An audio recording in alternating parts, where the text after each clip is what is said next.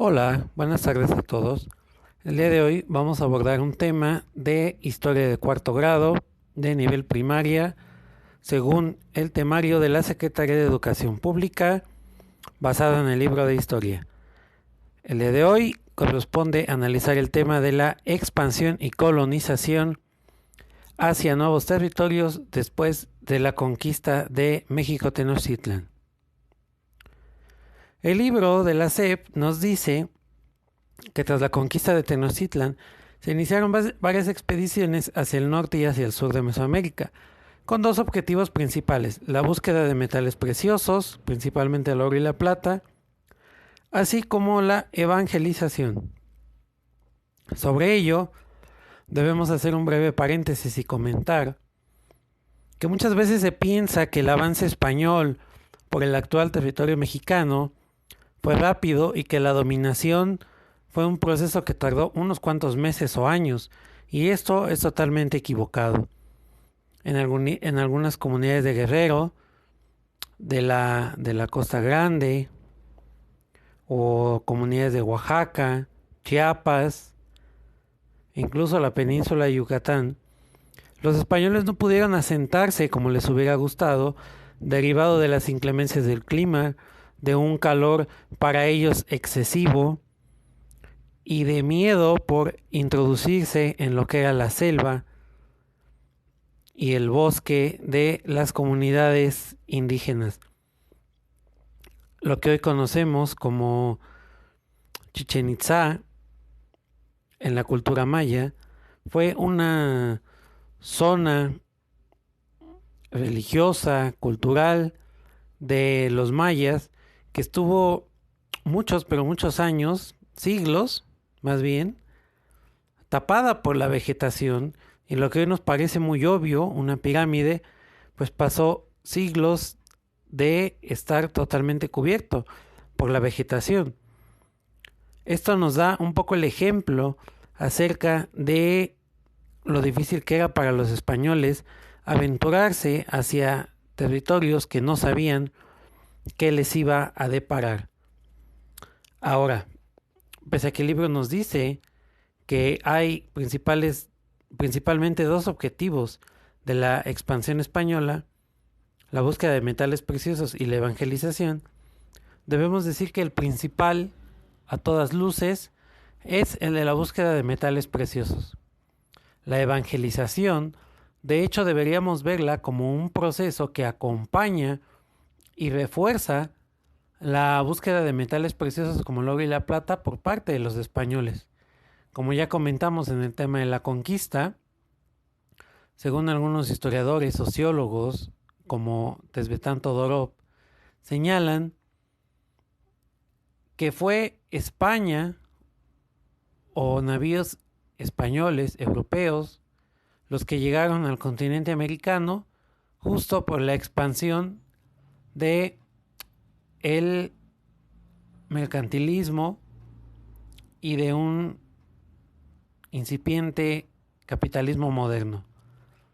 La cultura maya, la cultura azteca no tenían la necesidad de emprender esos viajes de navegación tan largos porque su sistema de gobierno económico y de sociedad estaba totalmente satisfecho con la dominación de los territorios que tenían cercanos.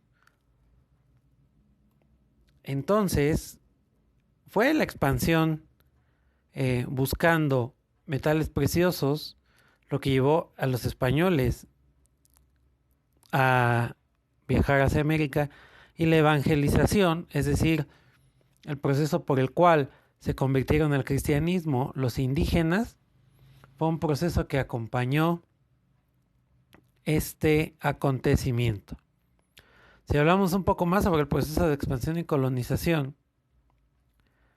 hay que decir que España no solamente colonizó y se expandió por México, también lo hizo en Centroamérica, en la zona de Panamá, y en el norte de Sudamérica, en la zona de Colombia y Venezuela. El dominio sobre Panamá se proyectó también hacia América Central y hacia Perú. Por ende, territorios del actual México, el sur de los Estados Unidos y también Filipinas, ubicado en el continente asiático, fueron parte del dominio y expansión de los españoles por América y el mundo, buscando expandir su sistema de producción. Panamá sería el punto de partida para que los españoles iniciaran la colonización hacia el sur y llegaran a Perú, donde desde la ciudad de Cusco comenzaría la nueva colonización que iría hacia lo que hoy conocemos como países de Ecuador, Colombia y la zona del Amazonas, ubicada el día de hoy en Brasil, así como también llegaron al territorio de Bolivia y el noreste de Argentina. Poco a poco, las expediciones españolas se fueron desarrollando hacia lo que hoy conocemos como Chile. Además de los núcleos expansivos, que son los que acabamos de mencionar, se originó otro foco similar expansionista proyectado directamente desde España hacia lo que hoy conocemos como la zona del Río de la Plata, los límites entre Argentina, Uruguay e incluso Paraguay, y el centro operativo de esta expansión fue la actual ciudad de Asunción en Paraguay. Así como el impulso expansivo de ocupación del territorio se vio completado hacia la mitad del siglo XVI, correspondió a un proceso paralelo de colonización y formación de la red urbana, lo que resulta más admirable si se considera la amplitud del continente americano y la falta de recursos humanos y económicos con que contaban los españoles. Esto último que acabamos de mencionar es un pequeño extracto de unas líneas ubicadas en un libro de historia del gobierno español. Los españoles mencionan que tanto en Sudamérica como en Norteamérica hay un proceso de dominación tanto de las ciudades como de las personas, y a su vez esto genera que se empiecen a formar las ciudades como hoy las conocemos. Si nos situamos, por ejemplo, en el centro de nuestra Ciudad de México, en el Zócalo capitalino, tendríamos que pensar que pese a que eso era el centro de México Tenochtitlan, no estaba trazado como actualmente está, es decir, calles como Madero, 20 de noviembre, que de hecho fue abierta mucho tiempo después de la conquista, y todas estas calles que siguen una línea paralela o perpendicular, todo ese trazado urbano fue diseñado por los españoles. Por ejemplo, en ciudades donde no tuvieron tanta influencia sobre el diseño arquitectónico de las ciudades como en Taxco Guerrero, no contamos con este llamado Zócalo, con este desarrollo arquitectónico donde encontramos en el centro de la ciudad la alcaldía, la iglesia principal o catedral, los edificios de gobierno y demás. Esto fue el diseño del proyecto colonial español, y el trazado urbano de las calles también ellos lo fueron implementando para fomentar el mayor y más veloz desplazamiento de los ejércitos españoles. Lo que sí tenemos que decir, un poco yendo en contra de lo que mencionan los españoles en la actualidad, inclusive en libros de historia, es que es mentira que los españoles hayan emprendido este proceso de urbanización tanto en Paraguay, Uruguay, Argentina o México sin muchos recursos. Incluso al día de hoy hay ibéricos que mencionan que fue más lo que aportó España al continente americano que al revés, y esto es un grave pero grave error.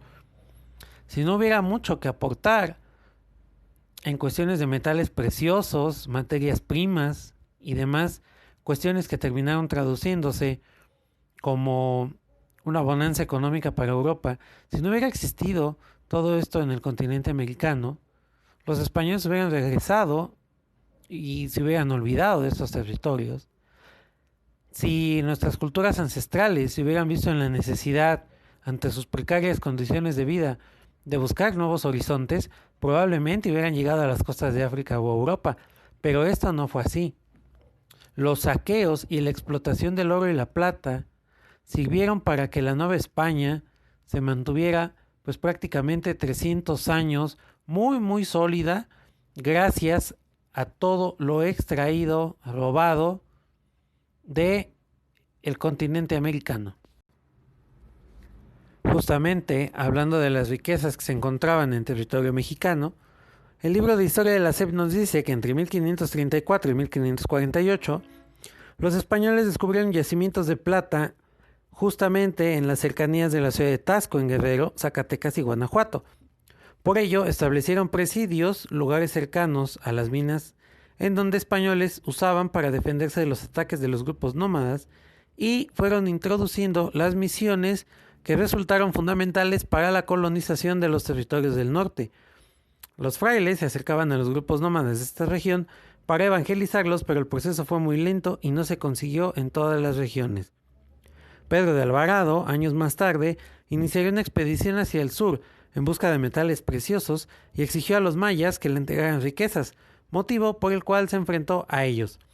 De esta forma, vemos cómo se desmiente el argumento español de que la aportación europea fue más grande que el producto de los recursos que se extrajeron del territorio mexicano, de Mesoamérica hacia España.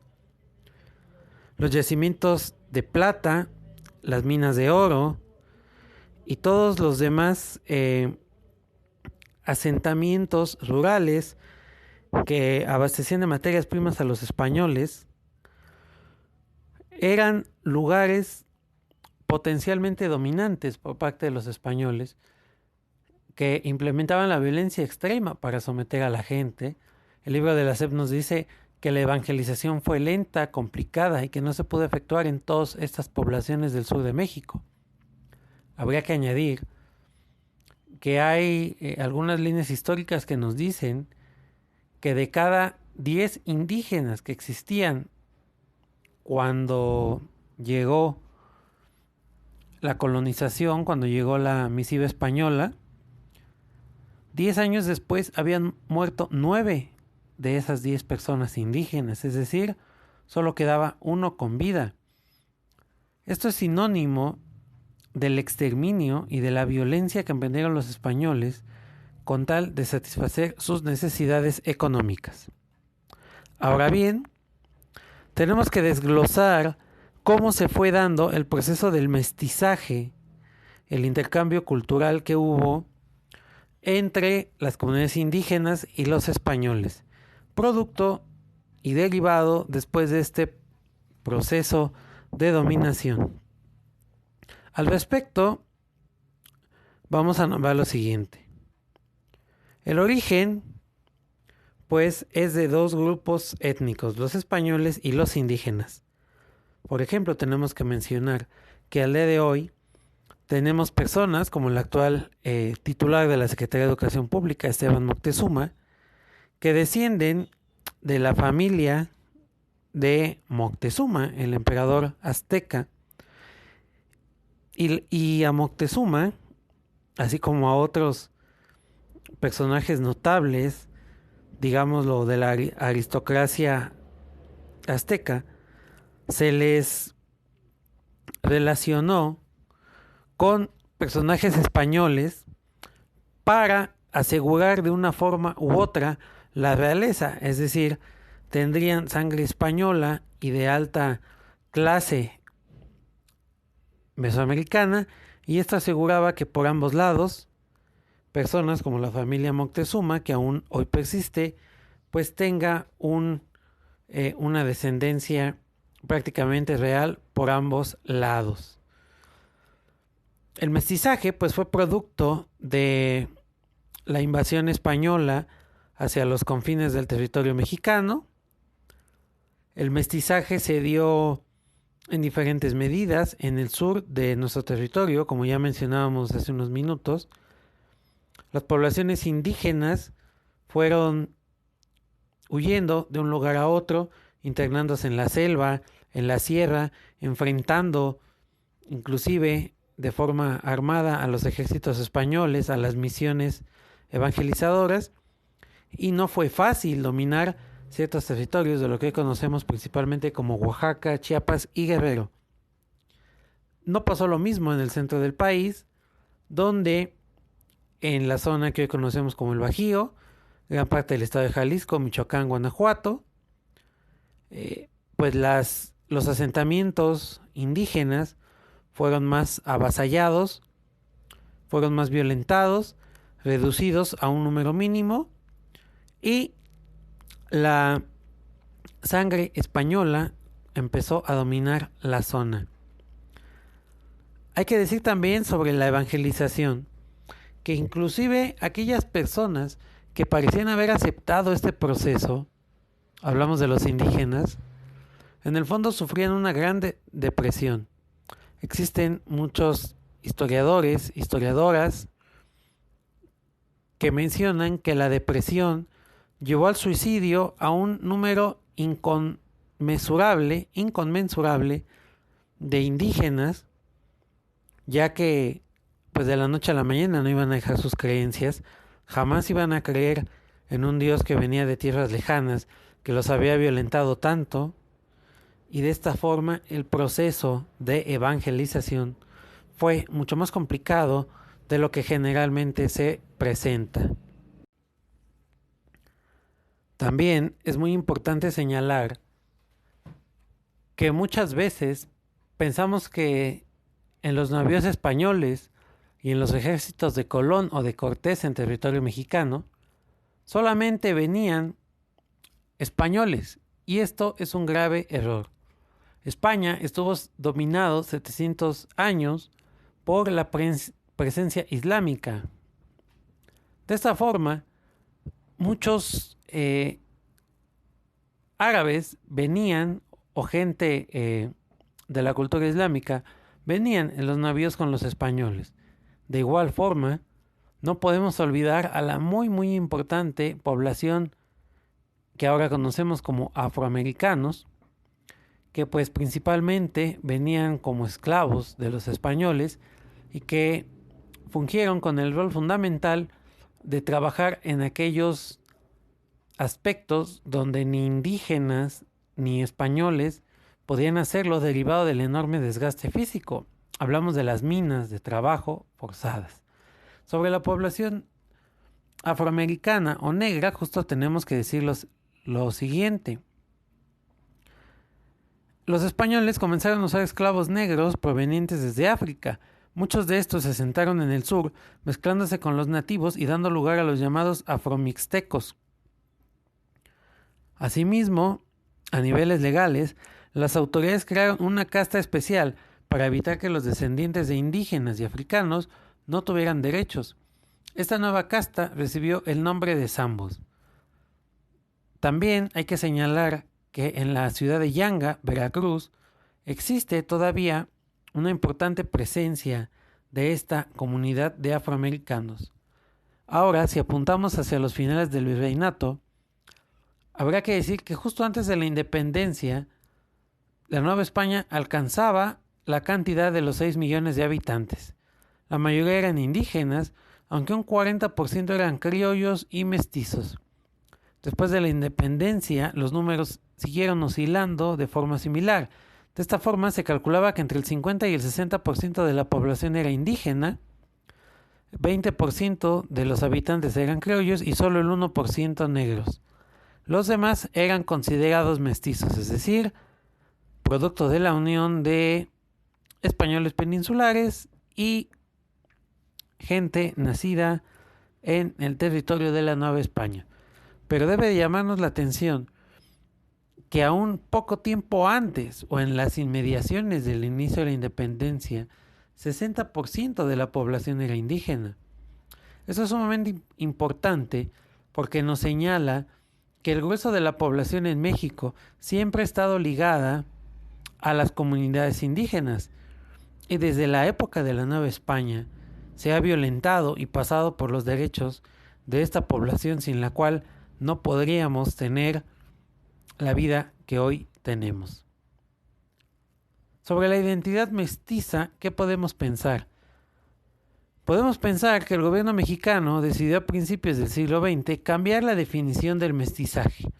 Desde ese entonces se ha clasificado como mestizos a los que no se identifican con ninguna cultura indígena, sino a los que se identifican con elementos combinados de las tradiciones españolas e indígenas.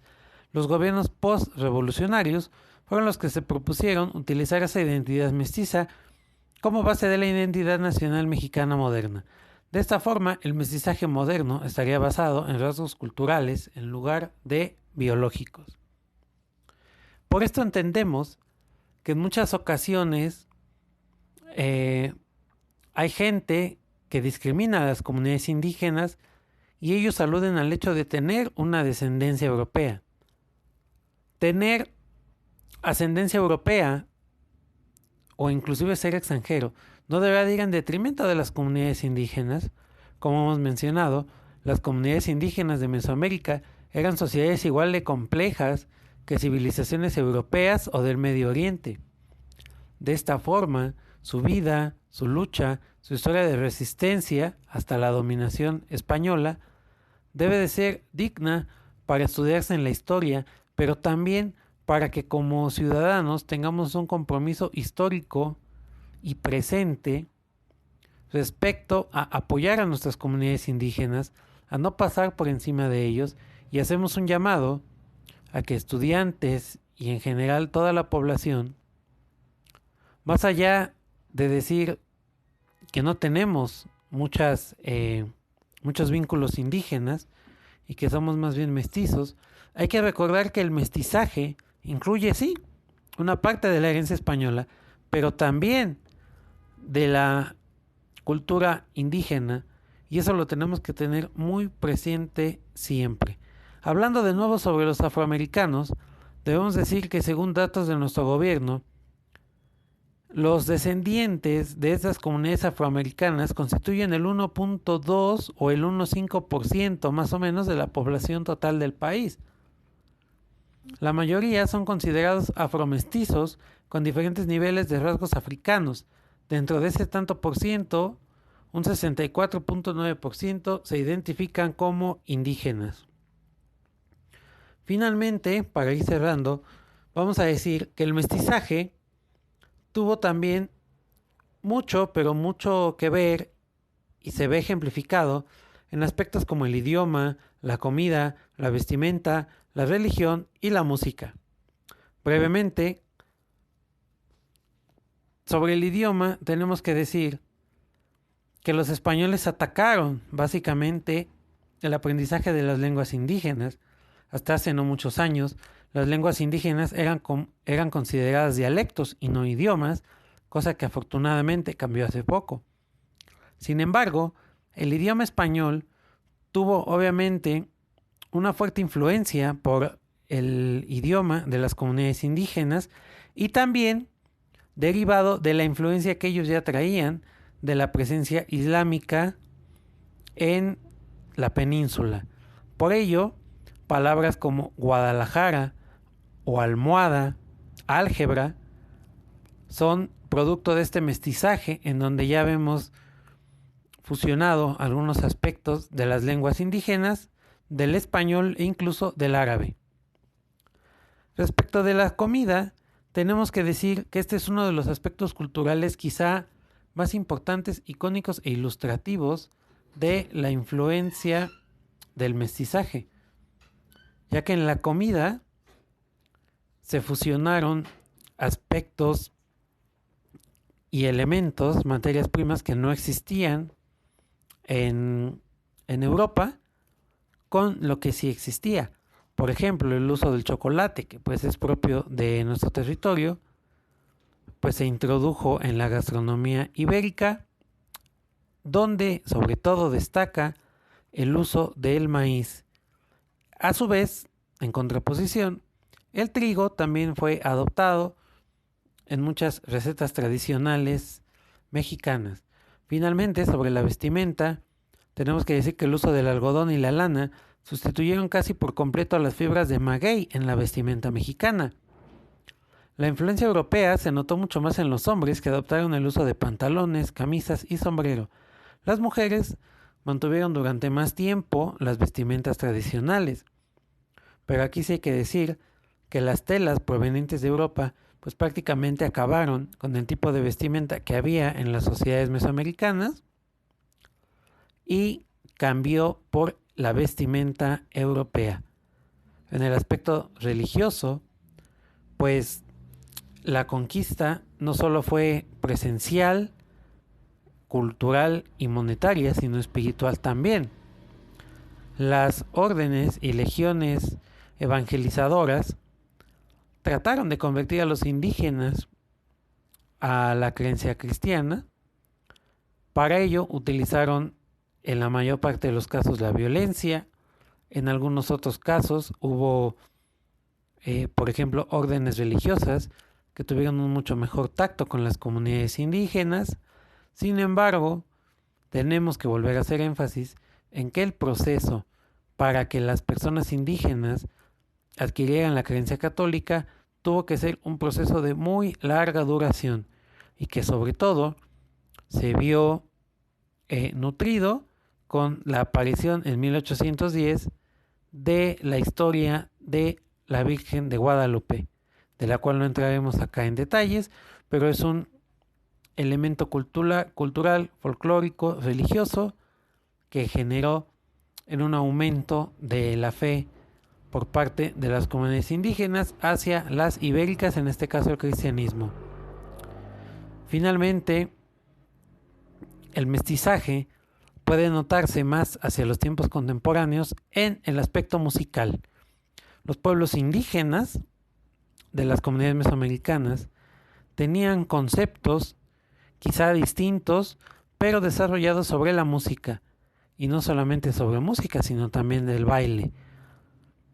Las costumbres y el desarrollo de la idea musical ibérica tuvieron un choque con las tradiciones mexicanas, y tras el paso de los años, esta fusión derivó, por ejemplo, en la implementación de un género musical o de una característica de la música que sin duda alguna en la época contemporánea es muy representativa de México, y hablamos del mariachi, que en el siglo XX llegó para transformarse y adaptarse con el traje de charro y este repertorio que conocemos hoy en día, para afianzarse como la música tradicional número 1 en territorio mexicano.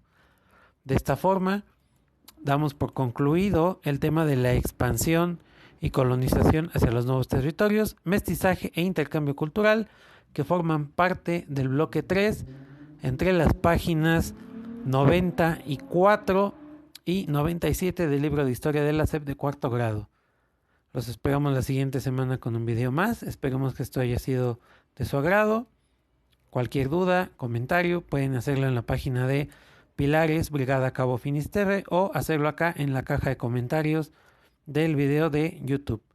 Gracias por acompañarnos y nos vemos próximamente.